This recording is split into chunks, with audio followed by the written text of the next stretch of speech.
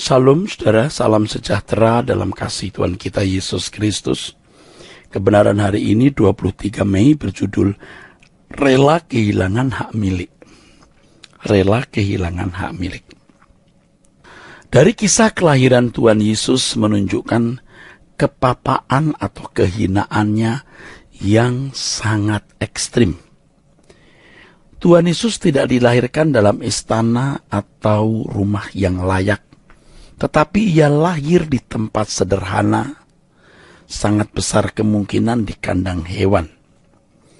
Keberadaannya seperti ini menunjukkan bahwa ia rela kehilangan hak untuk memiliki kelimpahan kekayaan. Kekayaan dunia maksudnya. Walaupun Tuhan Yesus adalah pemilik dari segala sesuatu.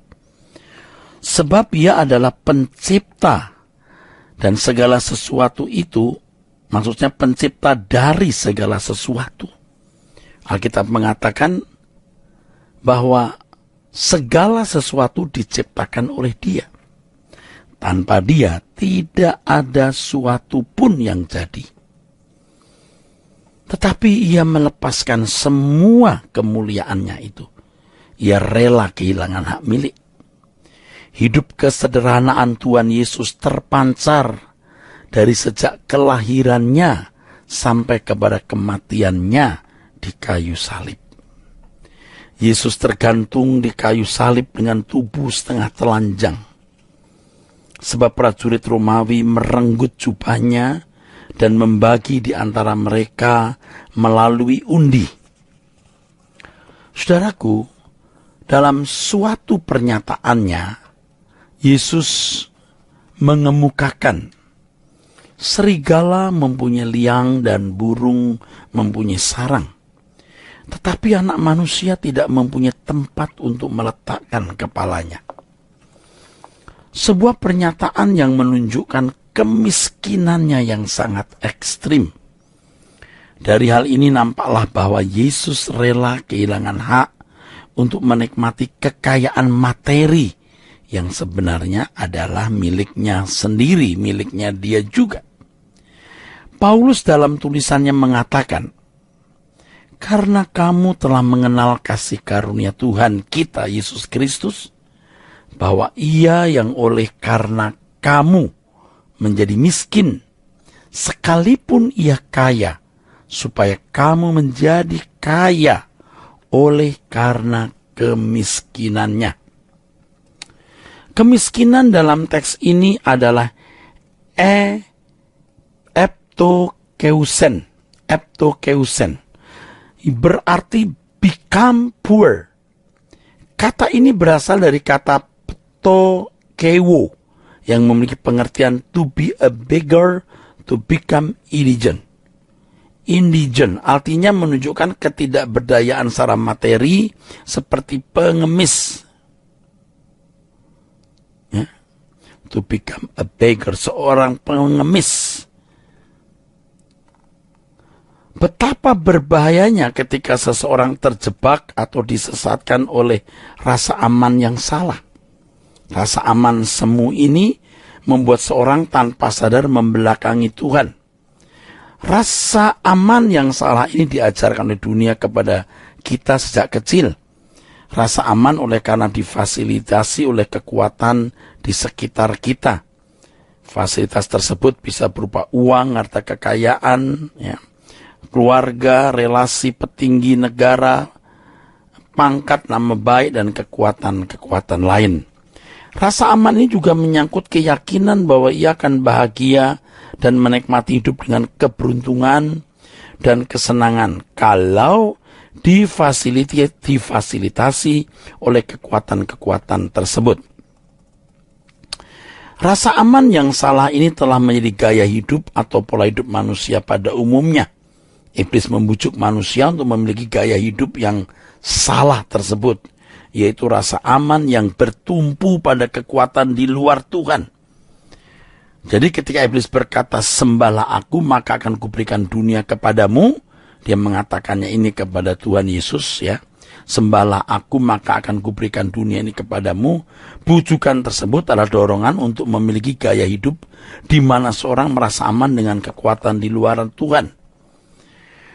Hal ini membuat seorang melakukan percintaan dengan dunia ini dan tidak bergantung kepada Tuhan. Hal ini pula yang membuat orang Kristen menjauhi Tuhan dan melakukan pelacuran rohani. Hal ini sama dengan menyembah iblis. Mereka tidak merasa tidak menyembah iblis, padahal kenyataannya mereka menyembah iblis. Hal ini sudah cukup membuat seseorang binasa. Inilah dosa materialisme yang merajalela hebat dalam dunia modern hari ini. Percintaan dunia mengakibatkan seorang menjadikan dirinya musuh Allah. Kasih akan Bapa tidak pada orang tersebut. Tentu mereka tidak mengerti apa artinya pelayanan dan mengasihi sesama. Seperti mereka dibelenggu dengan percintaan dunia. Dan percintaan dunia inilah yang membuat orang merasa memiliki sesuatu. Dan kalau seseorang sudah merasa memiliki sesuatu, ya ia merasa aman. Jadi andalan. Nah, sulit kalau orang ya tidak melihat Tuhan, Tuhan tidak kelihatan maksudnya, lalu menaruh percaya kepada dia yang tidak kelihatan, sementara masalah di depan mata. Wah, ini sulit sudah. Ini berat. Tetapi ini yang diajarkan Tuhan kepada kita. Jadi kita harus rela untuk tidak memiliki, maksud saya rela kehilangan hak milik. Ya, kenapa orang merasa harus memiliki sesuatu? Ya, demi perlindungan, proteksi dirinya, saudara. Proteksi hidupnya, saudara. Demi proteksi hidupnya, saudara. Nah, di era postmodern masyarakat merasa nyaman bila memiliki deposito. Sebagai pelayan Tuhan, kita tidak boleh mengenakan standar hidup seperti anak-anak dunia. Paulus menasihati orang percaya bahwa asal ada makanan dan pakaian cukup. Ini kan berarti dia tidak memiliki, tidak diajar harus memiliki uang. Ya tidak salah kalau saudara memiliki uang, tidak dikatakan berdosa kalau saudara memiliki uang. Tapi kalau uang itu Anda merasa sebagai hak milik, yang bisa membuat Anda tenang, aman, punya rasa aman, itu rasa aman semu. Dan ini membuat seseorang membelakangi Tuhan, saudaraku. Jadi Paulus menasihati orang percaya bahwa asal ada makanan pakaian cukup, saudara. Ini artinya bahwa seorang anak Allah tidak boleh menuntut. Tidak boleh menuntut, ya. Dan mengharapkan memiliki standar hidup seperti anak-anak dunia.